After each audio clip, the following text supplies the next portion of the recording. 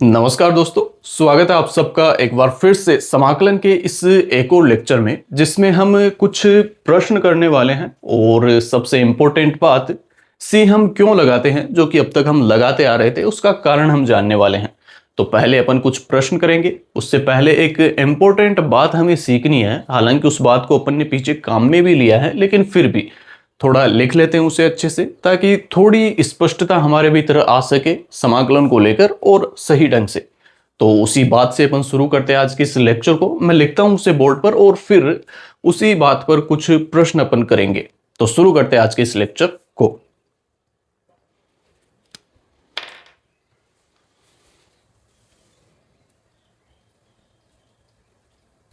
Note करके आप इस बात को लिख लेना। हालांकि अपन ने पीछे से पढ़ रखा है, लेकिन फिर भी एक बार अलग से इसे लिख लेते हैं अपन।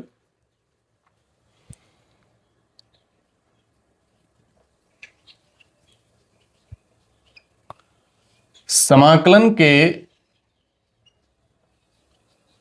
सभी मानक सूत्र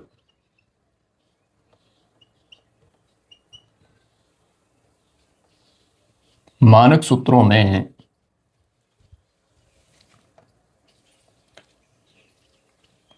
अक्स की जगह यदि कोई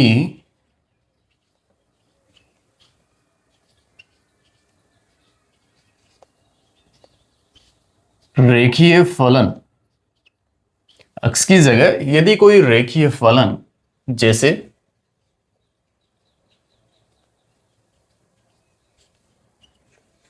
एक्स प्लस बी, क्या मतलब है इसका एक्स प्लस बी का, ये हम समझेंगे अभी। तो समाकलन के सभी मानक सूत्रों में अक्स की जगह यदि कोई रेखीय फलन आ जाए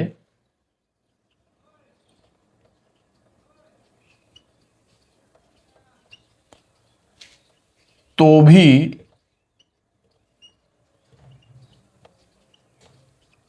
समाकलन के सूत्र वैसे ही काम करेंगे, वैसे ही काम करेंगे।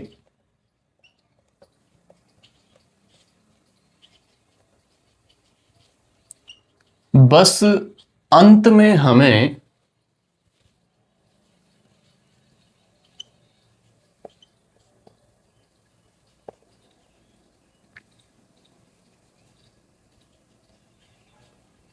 जो परिणाम आएगा, भाई जो उत्तर आएगा हमारे पास, तो अंत में हमें जो परिणाम मिलेगा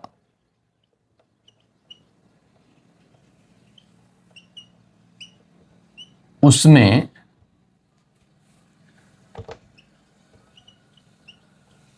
अक्स के गुणांक का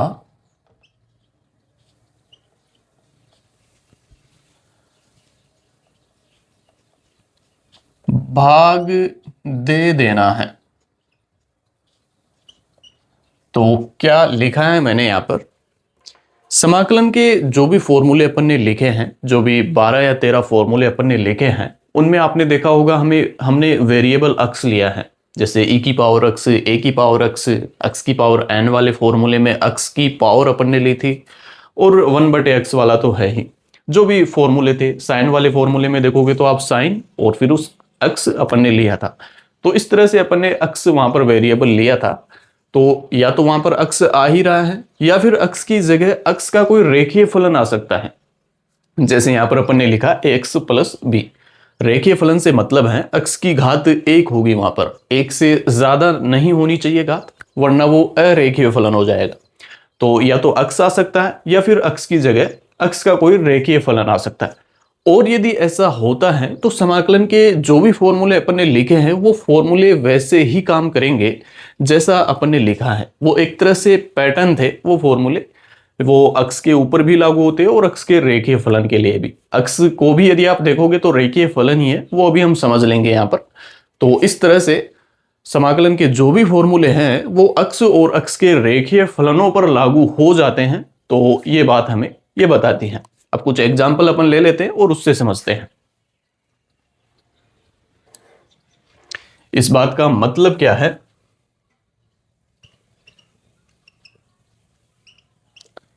एग्जाम्पल, जैसे सिंपल वाला ही ले लेते हैं, e की पावर x dx। इसका समाकलन आप जानते हो, e की पावर x ही होता है, e की पावर x, और c हम लगाते ही हैं। लाइट चली गई है, मुझे उम्मीद है आपको दिख रहा होगा, तो थोड़ी बहुत समस्या हो सकती है, आपको थोड़ा धैर्य बनाकर रखना है, अभी आ जाएगी। तो e की पावर x का जो फॉर्मूला है वो हमें याद है, e की पावर x प्लस c ही होता है। ये लाइन अपन ने लिखी है कि x की जगह x का कोई रेखीय फलन भी आ सकता है। यहां पर रेखीय फलन मैंने लिखा है ax प्लस b। इसका मतलब क्या है? ax plus b। यहां पर a और b जो है वो नियतांक है। जैसे a बराबर मैं मान लू 1, b बराबर मैं मान लू 2, तो ये हो जाएगा x प्लस 2। ये x का रेखीय फलन है। हमें केवल इतना ही देखना है कि x की जो घात है वो 1 होनी चाहिए। यहां पर x की घात 1 है, तो ये एक रेखीय फलन है, ये रेखीय फलन है। ठीक इसी तरह से a का मान मैं 3 ले लूं तो ये 3x, और b का मान मैं 1 ले लूं तो 3x प्लस 1 हो जाएगा। ये भी एक रेखीय फलन होगा। हमें केवल इतना देखना है कि x की घात 1 होनी चाहिए। यदि b का मान 0 ले ले और a का मान 1, a का मान 1 लोगे तो आपको x मिल जाएगा, b का मान 0, तो x प्लस 0 को तो अपन x लिख सकते हैं। तो ये भी एक तरह से रेखीय फलन ही है। तो इस तरह से समाकलन के जो भी फॉर्मूले हैं वो यहां पर लागू होते हैं, रेखीय फलनों पर भी लागू हो सकते हैं। अब यहां पर e की पावर x का तो अपन ने कर दिया। अब x की जगह यदि x का कोई रेखीय फलन आ जाए तो किस तरह से हम करेंगे उसे समझ लेते हैं। मान लो ये आ गया e की पावर x प्लस 1 dx। क्या आएगा? e की पावर x प्लस 1 ही आएगा। भाई यहां पर क्या था? e की पावर x था, तो e की पावर x आ गया, x की जगह x। यहां पर e की पावर x प्लस 1 है, x नहीं है, इस बार x की जगह x प्लस 1 आया है, और हम जानते हैं x प्लस 1 क्या है? रेखीय फलन है एक। तो यहां पर भी वो फॉर्मूला लागू होगा जो अपन ने e की पावर x का लिखा था, ये वाला फॉर्मूला। x की जगह x प्लस 1 अपन ने लिख दिया है, और नीचे भाग देंगे x के गुणांक का। यहां पर क्या है? x का गुणांक 1 है, तो 1 का भाग हम दे देते हैं, जिसका मतलब है कि हम इसे e की पावर x प्लस 1 और प्लस c इस तरह से ही लिख सकते हैं, क्योंकि 1 का भाग देने का मतलब है उसे लिखे चाहे ना लिखे, अलग से दिखाने की जरूरत नहीं है हमें। तो इसका मतलब यह है। और लेते हैं एग्जांपल, जैसे मान लो e की पावर 2x प्लस 1 आ जाए, तो इसका आंसर क्या होगा? हम जानते हैं 2x प्लस 1 एक रेखीय फलन है, x प्लस b टाइप का है। ये a का मान 2 और b का मान 1, तो यहां पर भी फॉर्मूला लगेगा, लगा देते हैं। e की power 2x plus 1, 2x plus 1, और x के गुणांक का हमें भाग देना है, दे देते हैं 2 का भाग, और ये c। तो इस तरह से हम कर सकते हैं। जो फॉर्मूले अपन ने लिखे हैं उन्हीं फॉर्मूलों से सीधे हम कर सकते हैं। यदि आप देखोगे यहां पर, तो आप हमने कुछ अलग नहीं किया है। जो प्रतिस्थापन विधि अपन ने पढ़ी थी, टी मान करके जो प्रश्नों को हल करने की विधि अपन ने सीखी थी, उसी विधि से ये हो सकते हैं।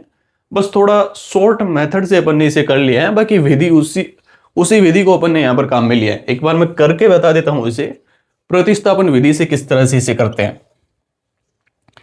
जैसे e की पावर x प्लस 1 dx, इसी वाले को अपन कर लेते हैं प्रतिस्थापन विधि से। तो क्या करते हैं हम, ये e की पावर x प्लस 1 में तो अपन कोई फॉर्मूला नहीं जानते, अपन ने तो e की पावर x का ही लिखा है। तो मैं एक काम करता हूं, x प्लस 1 को t मान लेता हूं। करते हैं, तो x प्लस 1 बराबर t, ये अपन ने मान लिया है। x के सापेक्ष इसका अवकलन कर लेते हैं, तो क्या होगा? x का x के सापेक्ष 1 होगा और 1 का 0 होगा, और ये dt बटे dx होगा। dt बटे dx। तो ये तो हो जाएगा dx बराबर dt। इसे मैं समाकलन एक नाम दे दूं, सॉरी समीकरण एक, इसे समीकरण दो और इसे समीकरण तीन।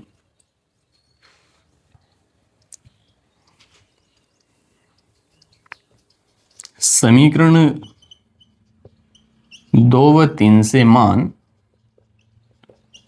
एक में रखने पर, ये अपन ने बहुत बार किया है, मैं आपको केवल बताना चाहता हूं कि ये जो अपन ने किया है वो कुछ अलग नहीं है, यहीं से आती हैं चीजें, बस अपन ने थोड़ा सीधा याद रख लिया है। ये लाइन लिख करके करते हैं इसे। क्या करेंगे हम, e की पावर x प्लस 1 है तो e तो है ही, और x प्लस 1 की जगह t रख देते हैं और dx की जगह dt रख सकते हैं अपन समीकरण 3 से। इसका अपन जानते हैं e की पावर t का t के सापेक्ष क्या होता है, e की पावर x का x के सापेक्ष e की पावर x ही होता है, तो e की पावर t का t के सापेक्ष e की पावर t ही होगा। तो यहां पर अपन e की पावर t लिख देंगे, e की power t plus c। t का मान अब हमें रखना है यहां पर, भाई प्रतिस्थापित तो करना ही है, विधि का नाम ही प्रतिस्थापन विधि है। तो t का मान रखने पर हमें मिल जाएगा e की पावर t, यहां पर भी अपन रख देते हैं x प्लस 1 dx, ये हो जाएगा e की पावर t का मान यहां पर रखेंगे तो ये है x प्लस 1 प्लस c। तो ये आंसर हो जाएगा। आप देखोगे तो यहां पर भी हमें यही आंसर मिला है। तो इसी विधि को काम में लेकर के आते हैं उत्तर, बस अपन ने थोड़ा सीधा याद रख लिया इसे, ताकि प्रश्नों को अपन ने थोड़ा जल्दी कर पाए। यहां से टाइम ज्यादा लगता है, यहां पर यदि आप ये लाइन ध्यान रख लोगे कि रेखीय फलनों के लिए भी लागू होते हैं फॉर्मूले, तो आप सीधे कर पाओगे। क्या करना होता है, बस अक्स के गुणांक का भाग देना होता है हमें, जो भी उत्तर आता है उसमें। तो इस तरीके से ये चीज काफी इंपॉर्टेंट है। बहुत सारे प्रश्नों में अपन इसे सीधे ही लगा देते हैं और प्रश्न आसानी से हल हो जाते हैं बहुत कम समय में। कुछ और एग्जाम्पल लेते हैं अपन।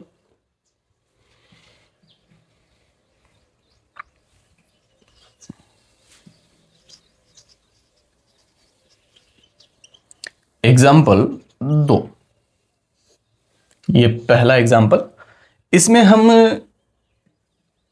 एक फलन लेते हैं x प्लस, सबसे पहले तो फॉर्मूला ही लिख लेते हैं, x की पावर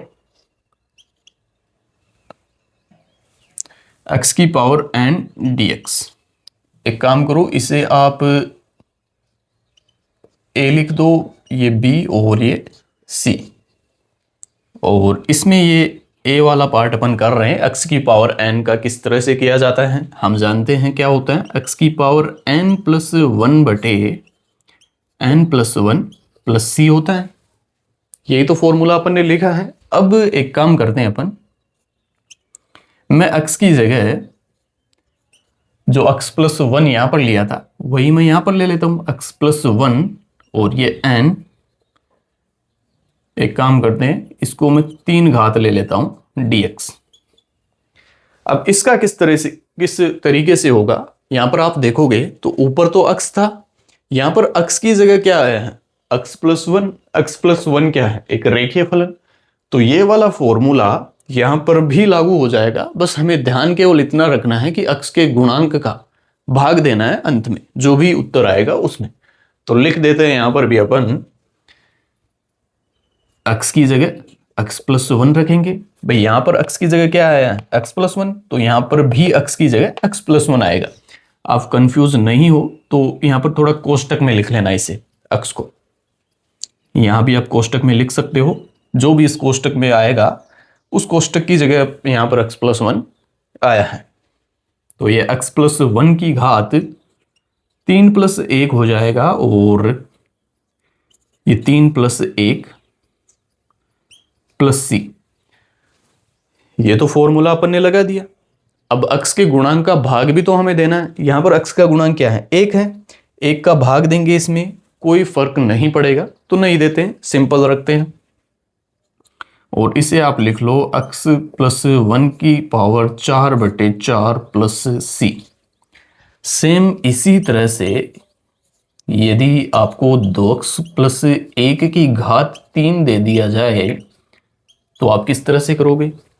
सेम वही फॉर्मूला लगेगा। 2x प्लस 1 भी x का एक रेखीय फलन है, x की घात 1 है तो ये एक रेखीय फलन है, यहां पर भी फॉर्मूला लग जाएगा। तो लिखते हैं 2x प्लस 1 की पावर, सीधा कर देता हूं मैं, 4 और नीचे 4 और 2 का x का गुणांक क्या है 2, तो 2 से भाग लगेगा। नीचे जब हम भाग देंगे तो ये यहां पर ही भाग दिया जाएगा इसमें, और प्लस सी हम लगाते हैं तो ये आंसर हो जाएंगे इनके। तो इस तरीके से हमें केवल एक ही बात ध्यान रखनी है कि जो भी फॉर्मूले अपन ने लिखे हैं समाकलन में अब तक, वो फॉर्मूले उन पैटर्न के लिए तो मान्य हैं ही जो भी अपन ने लिखे हैं। बस x की जगह यदि x का कोई रेखीय फलन आ जाता है तो वहां पर भी वो फॉर्मूले काम करते हैं। बस x के गुणांक से हमें परिणाम में भाग दे देना होता है, जो भी उत्तर आता है उसमें। कुछ और प्रश्न लेते हैं एक दो।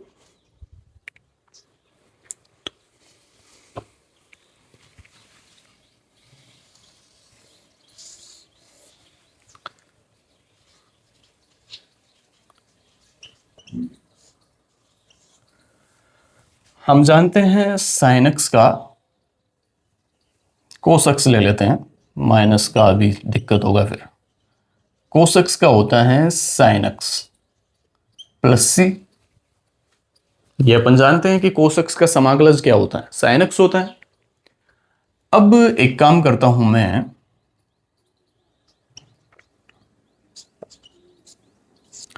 एक्स की जगह पर एक्स का कोई रेखीय फलन लिख देता हूं, जैसे एक्स प्लस 1 जो कि अपन लेकर के चल रहे थे, कोस एक्स प्लस 1 dx।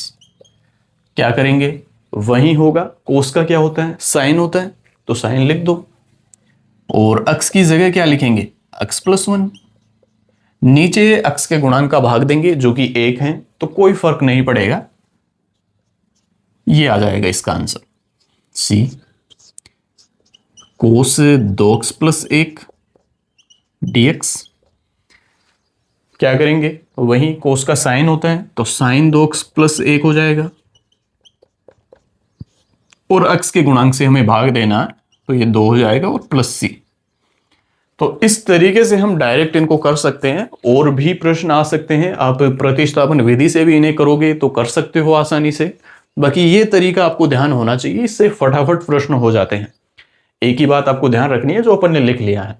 अब जो आज के लेक्चर का इंपॉर्टेंट अपना उद्देश्य है, एक बात सीखना जो कि है सी हम क्यों लगाते हैं, जो कि अब तक लगाते आ रहे थे, उसका कारण हमें जानना है। तो 2-3 प्रश्न अपन लेते हैं और उन्हीं से शुरू करते हैं कि दिक्कत क्या आती है हमारे सामने कि हमें सी लगाना पड़ता है, क्या मजबूरी है अपनी, तो समझ लेते हैं उसे भी।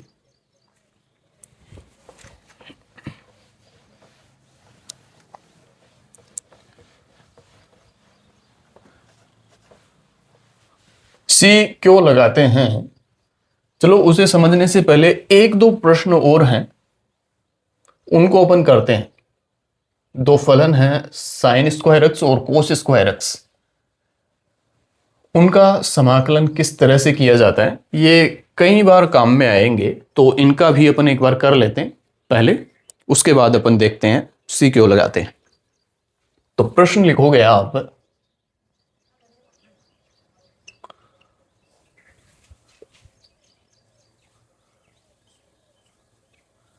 दिए गए फलनों का समाकलन ज्ञात करो। समाकलन ज्ञात करो। इसमें पहला फलन आपको दिया हुआ है साइन स्क्वायर एक्स और दूसरा फलन आपको दिया हुआ है कोस स्क्वायर एक्स। ये बहुत बार काम में आते हैं, तो एक काम करते हैं इनको अपन कर ही लेते हैं। यहां पर त्रिकोणमिति काम में आएगी, किस तरह से काम में आएगी देखते हैं। एक प्रश्न में हमसे पूछा गया है साइन स्क्वायर एक्स का एक्स के सापेक्ष समाकलन हमें ज्ञात करना है। यहां पर साइन स्क्वायर एक्स है, इस तरह का कोई सूत्र अपन ने पढ़ा नहीं है साइन स्क्वायर एक्स का, अपन केवल साइन एक्स का जानते हैं। घात यदि इस फलन की एक होती, जो भी साइन फलन है, तो हम कर सकते थे sine square x, sorry sine x का होता है माइनस का कोस एक्स, लेकिन यहाँ पर साइन एक्स नहीं है, साइन स्क्वायर एक्स है। तो यहाँ पर हमें इस घात को एक बनाना पड़ेगा, और एक बनाने के लिए त्रिकोणमिति में अपन ने फॉर्मूले पढ़े हैं। आपको याद हो तो मैंने फॉर्मूला लिखवाया है, दो फॉर्मूले लिखवाए थे वहां पर। एक प्लस कोसक्स ये होता है 2 कोस स्क्वायर एक्स बाई 2, और एक माइनस कोसक्स ये होता है 2 साइन स्क्वायर एक्स बाई 2। ये दो फॉर्मूले मैंने आपको वहां पर लिखवाए थे, और मैंने ये भी कहा था आपसे कि यहां पर x की जगह कुछ भी आ सकता है।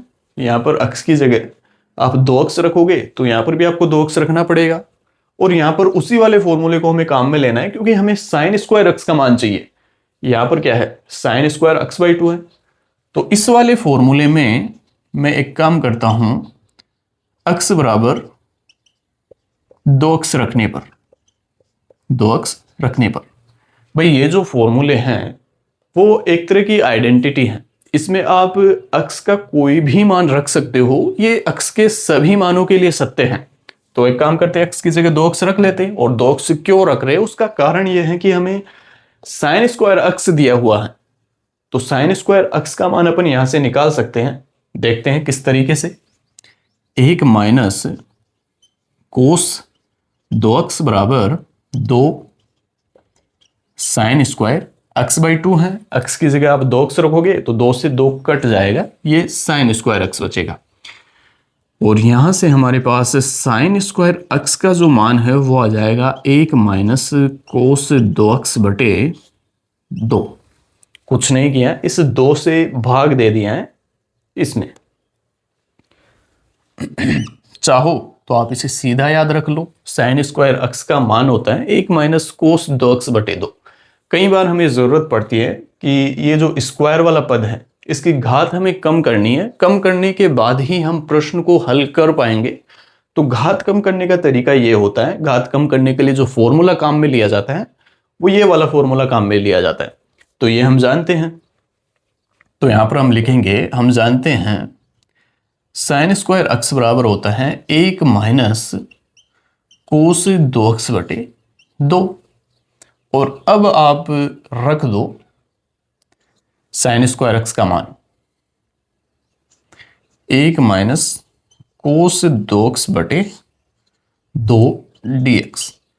अब हम इसे कर सकते हैं, क्योंकि घात अब 2 नहीं है यहां पर। किस तरीके से देखते हैं, 2 को तो अपन बाहर ले सकते हैं, कांस्टेंट है, तो यहीं पर करते हैं,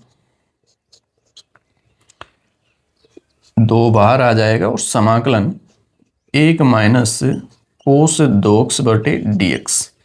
ठीक है, 1/2 समाकलन अलग अलग कर लेते हैं इनको।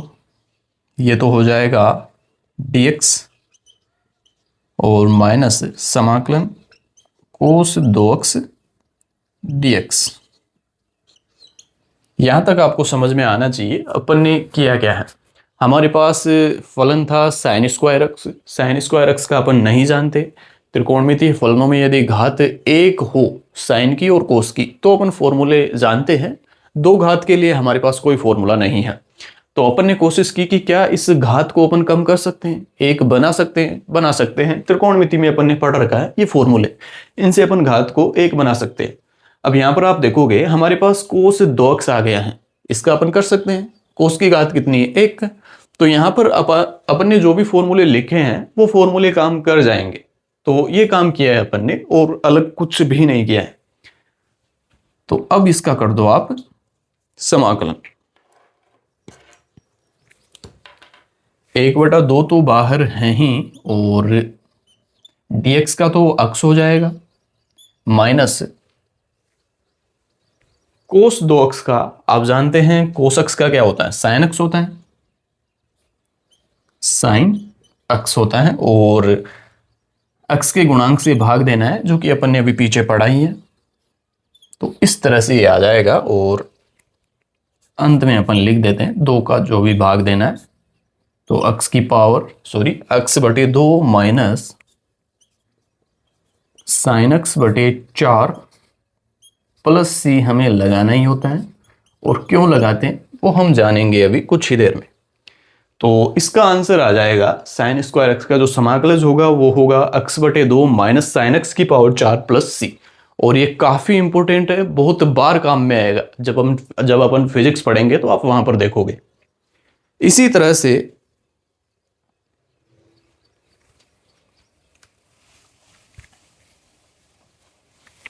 जो दूसरा प्रश्न है वो है, हमें कोस स्क्वायर एक्स का समाकलन पूछा है। तो कोस स्क्वायर एक्स को फिर से हमें उसी तरह से घात 1 कम करनी पड़ेगी। यहां से फॉर्मूला अपन काम में लेंगे, कोस स्क्वायर इसमें आ रहा है तो इस वाले फॉर्मूले से अपन बात करते हैं x बराबर 2x रखने पर माइनस प्लस का ही अंतर आएगा। जो भी दोनों फॉर्मूले लिखे थे यहां पर अपन ने माइनस लिया, इस बार प्लस आ जाएगा। तो ये हो जाएगा 1 प्लस कोस 2x बराबर 2 कोस स्क्वायर एक्स। यहां से कोस स्क्वायर एक्स बराबर आ जाएगा 1 प्लस कोस 2x बटे 2। ये मैंने त्रिकोणमिति में आपको समझा रखा है, इसलिए मैं ज्यादा समय नहीं दे रहा हूं। यहां पर आपको वो लेक्चर लेने चाहिए यदि आपने नहीं लिए हैं तो रख दो मान यहां पर कोस स्क्वायर एक्स का। पहले तो आप लिखोगे, हम जानते हैं कोस स्क्वायर एक्स बराबर होता है 1 प्लस कोस 2x अपॉन 2। और अब आप मान रख दो कोस स्क्वायर एक्स की जगह 1 प्लस कोस 2x बटे 2 dx। 2 को बाहर लेंगे, कांस्टेंट है। और सेम उसी तरह से समाकलन dx प्लस समाकलन कोस 2x dx। यहां तक आपको समझ आना चाहिए। 2 को बाहर लिया, dx से गुणा किया, dx का समाकलन कोस 2x dx। और अब कर दो आप बहुत आसानी से, ये 1/2 dx का तो अक्स ही हो जाएगा, प्लस कोस का क्या होता है, माइनस का साइन होता है, साइन होता है। तो साइन 2x और नीचे 2 का भाग लगेगा जो भी x का गुणांक है। और अब भाग दे दो, 2 से गुणा कर दो 1/2 से इसे, साइन 2x बटे 4 प्लस सी। तो इस तरह से आप कर सकते हो। माइनस प्लस का अंतर है इन दोनों में, बाकी तरीका क्या है वो आपको पता होना चाहिए। आपको केवल ये फॉर्मूले ध्यान होने चाहिए, उसके बाद इन्हें करना आसान है, जैसे अपन पीछे करते आ रहे फॉर्मूलों को। तो यहां तक आपको समझ आना चाहिए। काफी इंपॉर्टेंट है ये दोनों, साइन स्क्वायर एक्स और कोस स्क्वायर एक्स का समाकलन काम में आता है। अब अपन चलते हैं सी क्यों लगाते हैं।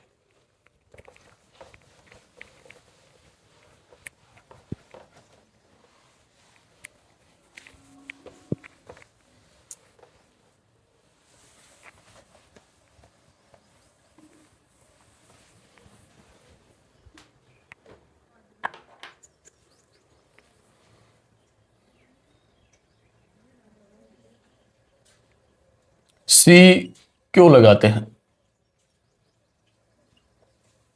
इस तरह से करके आप हेडिंग टाइप में डाल सकते हो, बाकी समझना उद्देश्य है अपना।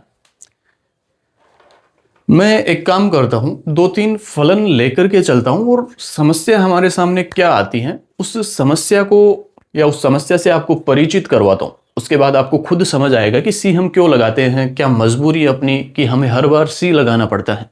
तो देखते हैं। मैं कुछ फलन ले रहा हूं। पहला फलन ले रहा हूं y1 बराबर एक्स स्क्वायर, और दूसरा फलन में ले लेता हूं y2 बराबर एक्स स्क्वायर प्लस 5, और तीसरा फलन में ले लेता हूं y3 बराबर x की पावर 2 माइनस 100। यहां पर ये एक्स स्क्वायर है। एक काम करता हूं, मैं इसे एक्स स्क्वायर प्लस 0 लिख देता हूं, जीरो को ऐड करे घटा दे कुछ फर्क तो पड़ता नहीं है, लेकिन क्योंकि हमें बात समझनी है तो मैं यहाँ पर जीरो लिख लेता हूं ताकि आप थोड़ा ध्यान में आए कि हम करने वाले क्या है। अब एक काम करते हैं, इन तीनों फलनों का मैं अक्ष के सापेक्ष अवकलन कर देता हूं। तो तीनों फलनों का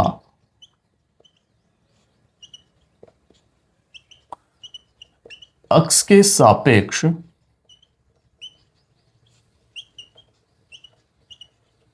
तीनों फलनों का अक्ष के सापेक्ष अवकलन करने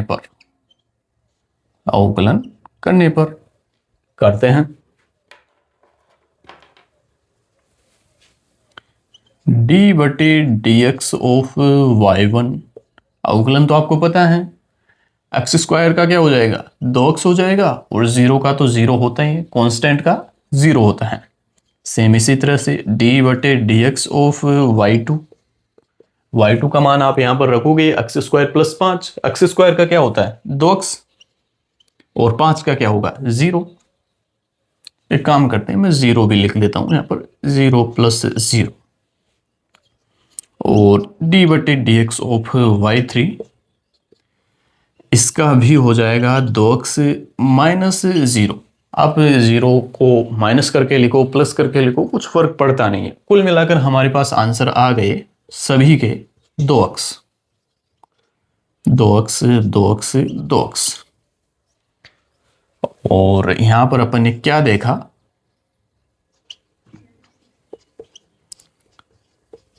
तीनों फलनों का अवकलज समान है।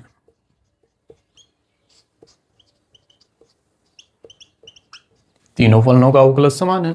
अब एक चीज मैंने आपको बताई है, समाकलन के पहले ही लेक्चर में मैंने एक लाइन आपको लिखवाई थी कि समाकलन अवकलन का प्रतिलोम है।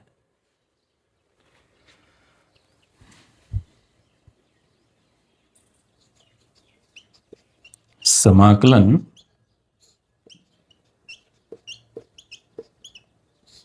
अवकलन का प्रतिलोम है, ये हम जानते हैं। समाकलन अवकलन का प्रतिलोम है ये अपन जानते हैं, और वहां पर मैंने आपको प्रतिलोम का मतलब भी समझाया था कि कोई फलन अपन ने लिया, उस फलन का अपन ने कर दिया अवकलन, कोई अवकलज हमें मिला। अब उस अवकलज का यदि हम समाकलन करते हैं तो हमें फिर से वही फलन मिल जाता है समाकलज के रूप में जिसका अपन ने शुरुआत में अवकलन किया था।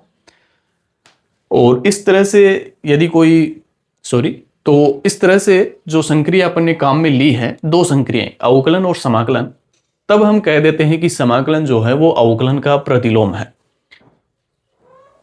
तो यह बात अपन जानते हैं, समाकलन अवकलन का प्रतिलोम होता है। अब समस्या क्या है हमारे सामने, अवकलज तो हमारे पास आ गए हैं, लेकिन इस अवकलज से यदि इनका समाकलन हम निकाले तो हम मूल फलन पर वापस पहुंचे तो हमारे पास समस्या ये आती है कि 0, 5, -100 इनमें से कौन सी टर्म आनी चाहिए। समझो यहां पर प्रतिलोम क्या होता है, वहीं से शुरू करते हैं हम अपनी बात को। यह बात अपन ने लिखी हुई है, समाकलन अवकलन का प्रतिलोम है। अपन ने किया डी बटे D x of x square, ये किया अपन ने, तो हमें मिला 2x, और अब हम कर रहे हैं समाकलन 2x dx, तो हमें मिल जाना चाहिए एक्स स्क्वायर, यही तो कर रहे हैं अपन। लेकिन समस्या हमारे सामने ये आ रही है, एक तो फलन है हमारे पास x square plus 0, x square plus 0 का तो 2x ही होता है, इसी तरह से एक्स स्क्वायर प्लस 5 का भी 2x ही होता है, और एक्स स्क्वायर -100 का भी 2x ही होता है अवकलज। अब हम 2x को लेकर के चले तो हमें एक्स स्क्वायर तो मिल गया, ये वाली टर्म तो मिल गई एक्स स्क्वायर, लेकिन एक्स स्क्वायर के साथ में क्या आना चाहिए, कौन सा फलन था वो जिसका अपन ने शुरू में अवकलन किया था, ये वाला फलन था, y1, y2 था या y3 था। भाई एक्स स्क्वायर था या फिर एक्स स्क्वायर प्लस 5 था या फिर एक्स स्क्वायर -100 था, ये हमें नहीं पता, हम वहां तक नहीं पहुंच पा रहे क्योंकि अवकलन क्या करता है, कांस्टेंट को जीरो बना देता है। तो ये समस्या हमारे सामने आ रही है कि हम मूल फलन पर पूरी तरह से नहीं पहुंच पा रहे। उसके मुख्य भाग तक तो अपन पहुंच चुके हैं, भाई एक्स स्क्वायर तो है, ये तो पता चल रहा है, लेकिन एक्स स्क्वायर के साथ में प्लस में क्या आएगा, 0 आएगा, 5 आएगा, माइनस का 100 आएगा, वो हमें नहीं पता चल रहा। तो नहीं पता चल रहा, इसलिए हम सी लगा देते हैं। और सी का मतलब मैंने आपको बताया है कांस्टेंट, कि सी कोई कांस्टेंट है, सी की जगह कुछ भी आ सकता है, 0 आ सकता है, 5 आ सकता है, माइनस का 100 आ सकता है, या फिर इनके अलावा भी अनंत मान आ सकते हैं, लेकिन मान होगा कांस्टेंट ही। तो इस वजह से हम सी लगाते हैं कि इसके अनंत मान संभव हैं। एक्स स्क्वायर तो आएगा ही, एक्स स्क्वायर के साथ में नियत मान कुछ भी आ सकता है। तो इस वजह से हम सी लगाते हैं। मैं एक बार फिर से इसे थोड़ा दोहरा देता हूं अच्छे से।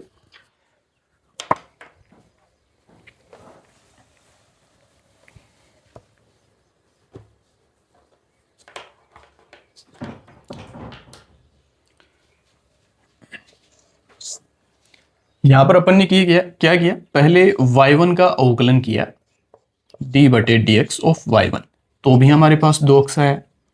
d बटे डी एक्स ऑफ y2 किया तो भी 2 अक्स आया है, और d बटे डी एक्स ऑफ y3 किया तो भी 2 अक्स आया है। तीनों ही फलनों का, जो कि अलग अलग फलन है, यहां पर हम देख सकते हैं, एक एक्स स्क्वायर है, दूसरा एक्स स्क्वायर प्लस 5 है, तीसरा एक्स स्क्वायर माइनस 100 है। और भी फलन ले सकते हो आप, एक्स स्क्वायर के साथ में ही कोई दूसरा कांस्टेंट ले लेना, जैसे एक्स स्क्वायर प्लस 50 ले लेना, एक्स स्क्वायर माइनस 5 ले लेना, कोई भी फलन हो इस तरह का होना चाहिए, एक्स स्क्वायर आना चाहिए उसमें, और बाकी नियतांक कुछ भी हो सकता है। तो ये 3 अलग अलग फलन थे, अपने तीनों का अवकलन किया, हमारे पास 2 अक्स आया है अवकलज। अब हम इस अवकलज को लेकर के चलेंगे, समाकलन 2 अक्स dx ये अपन ने किया तो हमें एक्स स्क्वायर मिला। ठीक है, मैंने आपको एक लाइन बताई है कि समाकलन अवकलन का प्रतिलोम होता है, जिसका मतलब है एक फलन अपन लेकर चले, उस फलन का अपन ने अवकलन किया, अवकलन करने पर हमें अवकलज मिला। अब उस अवकलज का यदि हम समाकलन करते हैं तो वही फलन आ जाता है जिस फलन का अपन ने पहले अवकलन किया था। तो आना चाहिए वो फलन जिसका अपन ने अवकलन किया था। इस 2 अक्स का जब हम समाकलन कर रहे हैं तो वो फलन आना चाहिए जिसका अपन ने अवकलन किया था। यहां पर 3 फलनों का अपन ने अवकलन किया है। अब इन तीनों में से कौन सा फलन आएगा हम नहीं जानते। एक्स स्क्वायर भी आ सकता है, एक्स स्क्वायर प्लस 5 भी आ सकता है, एक्स स्क्वायर माइनस 100 भी आ सकता है, हम नहीं जानते। हमारे पास एक्स स्क्वायर आए हैं और कुछ भी आ सकता है, इसलिए अपन सी लगा देते हैं यहाँ पर। और सी का मतलब है कांस्टेंट, क्योंकि ये जो मान है कांस्टेंट है और अवकलन इनको 0 बना देता है, उस जानकारी को छुपा देता है अवकलन। तो ये कारण होता है सी लगाने का कि हम सी क्यों लगाते हैं। तो मुझे उम्मीद है आपको समझ आया होगा कि सी हम क्यों लगाते हैं, और साइन स्क्वायर एक्स और कोस स्क्वायर एक्स का अवकलन वो भी आपको आना चाहिए, और जो एक इंपॉर्टेंट बात मैंने आपको सिखाई है वो भी आपको पता होनी चाहिए। तो आज का लेक्चर तो फिलहाल अपन यहीं पर समाप्त करते हैं। अगले लेक्चर में मिलेंगे जहां पर समाकलन का अर्थ क्या है वो हम समझेंगे, जो कि अपन ने अब तक समझा नहीं है। समाकलन ज्ञात करना ये अपन ने पूरी तरह से सीख लिया है। किसी भी तरह का फलन आपको दिया जाए आप समाकलन ज्ञात कर सकते हो। उसका जो इंपॉर्टेंट बात थी, जो हमें आनी चाहिए थी, वो अपन ने सीख ली है एग्जाम की दृष्टि से। बाकी अब समाकलन का मतलब क्या है वो हम सीखने वाले हैं, और वो अंतिम टॉपिक है। उसके बाद समाकलन अपना कंप्लीट हो जाएगा। तो आज का लेक्चर अपन यहीं पे समाप्त करते हैं। धन्यवाद।